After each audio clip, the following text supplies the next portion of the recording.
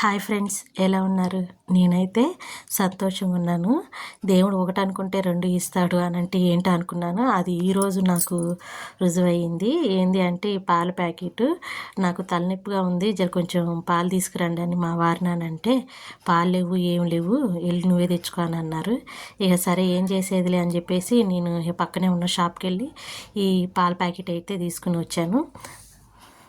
ఈ పాలు already tea పెట్టుకున్నాను, కదమ పాలు అయితే కాసేసాను.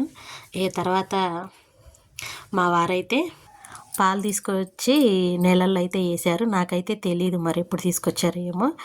ఇక అందుకని అంటున్నాను, ఒకటి అనుకుంటే రెండు జరుగుతాయని. ఇదేం నేను తీసుకొచ్చిన పాల ప్యాకెట్, ఇదేం మా వారు తెచ్చింది. ఈరోజు చూడండి, డబల్ ధమాక్ అనమాట పాల ప్యాకెట్లో. ఒక్కోసారి అయితే పాలు లేట్గా వస్తాయి. ఈరోజు మట్టుకి మాకు 2 పాల ప్యాకెట్లు అయితే వచ్చినాయి. తర్వాత నేను మా వారిని అన్నాను, నేను ఆల్రెడీ పాల ప్యాకెట్ తీసుకొచ్చాగా, మళ్ళీ నువ్వెందుకు తీసుకొచ్చినావా అని అంటే, నాకు అన్న తెలుసా, నువ్వు చెప్పాలి కదా అది ఇది అని చెప్పేసి నా మీదే సీరియస్ అయ్యాడు. నేను ముందు చెప్పినప్పుడు తెచ్చినట్టయితే ఈ పాల ప్యాకెట్ డబ్బులు మిగిలే కదా, 30 రూపాయలు ఈ పాల ప్యాకెట్. మరి పాలు వచ్చినందుకు ఆనందపడాలో, 30 రూపాయలు పోయినందుకు బాధపడాలో అర్థం కావట్లేదు. ఓకే ఫ్రెండ్స్, ఈ విషయం మీతో షేర్ చేసుకోవాలని నేను వీడియో తీస్తున్నాను.